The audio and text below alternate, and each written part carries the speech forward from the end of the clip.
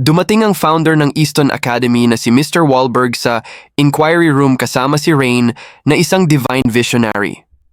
Sinabi ni Orty na ang kawalan ng magic ni Mash at ang pagpasok niya sa Easton Academy ay hindi nararapat. Hindi na kailangan ng isang inquiry at dapat lamang tayong sumunod sa batas at bigyan ng maximum penalty ang batang ito. Pero si Mr. Wahlberg ay humiling sa mga divine visionaries na ipagpaliban ang pagpataw ng kaparusahan kay Mash. First time daw ng Innocent Zero na magpadala ng messenger at may malaking chance na si Mash ang kanilang paraan para matunto ng hideouts ng Innocent Zero. Hindi natin kayang mawala si Mash. Natanong ni Mash na napaka-importante pala ni Headmaster, si Mr. Wahlberg daw ay isang living legend at siya lamang ang may kakayahang makipaglaban sa Innocent Zero nung kabataan niya. Pero nagmamatigas pa din si Orty at hindi papayag na hindi mapatawan ng parusa si Mash. Hindi na nakapagpigil si Mr. Wahlberg na magpakumbaba at iyuko ang kanyang ulo sa harapan ng mga divine visionaries para iligtas si Mash sa kamatayan. Sabi pa niya na totoo ngang hindi nakakagamit ng magic si Mash at hindi magaling sa pag-aaral. Pero mayroon siyang kakaibang talento para makuha niya ang puso ng mga tao. Naniniwala daw si Mr. Wahlberg na ang mga taong tulad ni Mash ay babago sa kung paano natin nakikita ang mundong it. Pati si Rain ay lumuhod at nagmamakaawa sa mga divine visionaries at sumang-ayon sa opinyon ng kanilang headmaster. Pinatunayan daw ni Mash Bernadette sa ating lahat na siya ay mapagkakatiwalaan. Pero matigas pa din ang mga divine visionaries kahit pa anong sabihin ng headmaster patungkol kay Mash. Pero lumapit at nagsalita na din ang isang chief na iniligtas ni Mash laban sa Innocent Zero. Gusto din niyang ipagpaliban na muna ang pagpataw ng kamatayan kay Mash. Pumayag na din si Orty at dapat mapasailalim si Mash sa isang kondisyon. Kikilos lamang si Mash under sa kanilang supervision bilang isang pawn laban sa Innocent Zero. At dapat mapatunayan ni Mash ang kanyang lakas kung kaya na niya bang kalabanin ang Innocent Zero. Mapapatunayan lamang niya yan ay sa darating na divine visionary candidate ngayong taon. Kung mabibigo daw si Mash, papatawan kaagad siya ng parusang kamatayan. At yun na nga, tinanggap ni Mash ang kondisyon na ibinigay ng mga divine visionaries. At para makuha nila ang tiwala ni Mash, sinuntok niya ang sahig para isang pangakong tatalunin niya ang Innocent Zero gamit ang kanyang kamao. Naramdaman ang suntok ni Mash sa hideout ng Innocent Zero. Matapos ang pangyayari sa inquiry room, pumunta sina Mash at ang kanyang mga kasama sa isang wand shop para palitan ang kanilang magic wand para sa paghahanda sa darating na Divine Visionary Exam. Para palitan ang kanilang magic wand, dumedepende ito sa kanilang magical power para makakuha sila ng bagong wand na nababagay sa kanila.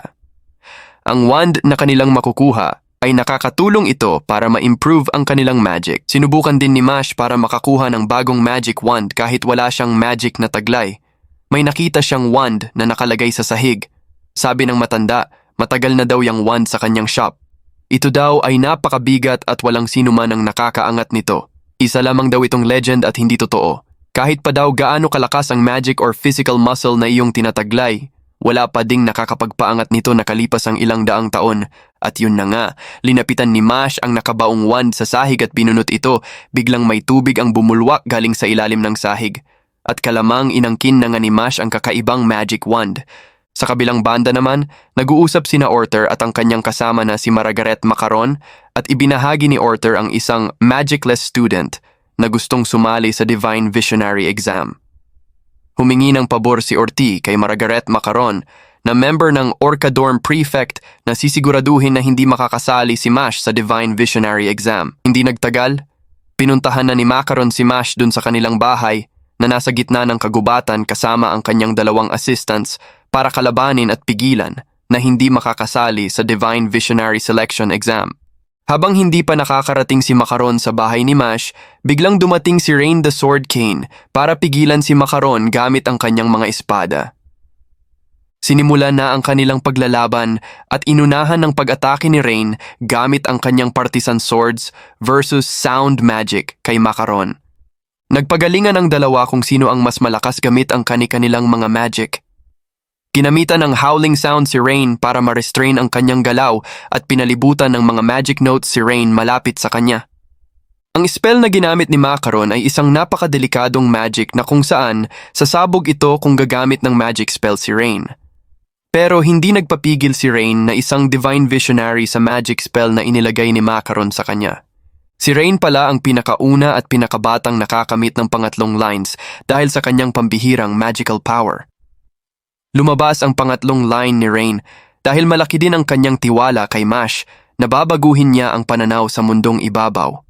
Susuportahan niya si Mash hanggang saan siya makakaabot para makamtan ang pagbabago at pananaw ng ibang mga tao sa mundong ito. Kampante pa rin si Macaron na hindi makakachant ng magic spell si Rains dahil sa kanyang howling sound. Nasabi din ni Rain na nilalabanan ni Mash ang kanyang sariling destiny sa pagiging walang magic. Si Mash ay iba sa lahat at hindi ito maiintindihan ni Macaron ang pinagdadaanan niya. Hindi na pinatagal, umatake na si Macaron gamit ang kanyang sound orchestra at mapipilitan si Rain na mag-cast ng spell at sasabog ang howling sound ni Macaron. Yan ang expectation niya. Pero nagulat si Macaron na ang kanyang howling sound ay nawala gamit ang kakaibang magical power ni Rain. Ang wand ni Rain ay nag-transform. Ito ang nakamtan ni Rain Ames na tinatawag na The God's Wand, Sword Cane.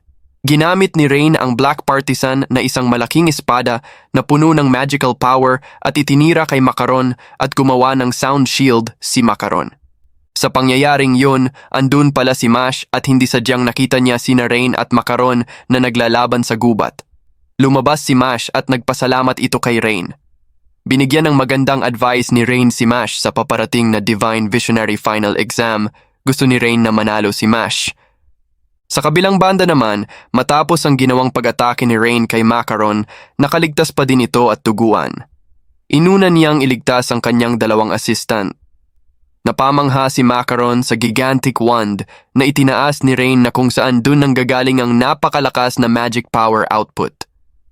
Gusto sana niyang gamitan ni Macaron ang kanyang second spell pero inuna pa din niya ang kaligtasan ng kanyang dalawang assistants. Ang ibig sabihin ng second spell ay isang spell na maaaring gawing puppet ang anumang bagay sa loob ng 100 metrong radius na makokontrol ng caster.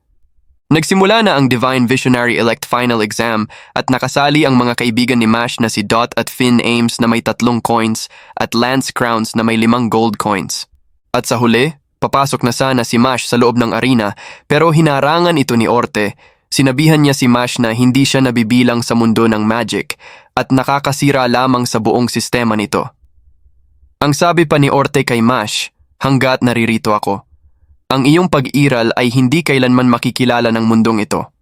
Pero hindi nagpatinag si Mash at ang kanyang sagot kay Orte. Haharapin kita gamit ang buong lakas ko. Tumuloy na si Mash sa loob ng arena, siya ang pinakahuling pumasok sa arena at sinabi ang kanyang pangalan. Hindi ito nagustuhan ng mga taong nanonood sa arena dahil alam na nila na si Mash ay walang magic. Masisira lang daw ang pangalan ng Divine Visionary Final Exam dahil may sumali na hindi nakakagamit ng magic.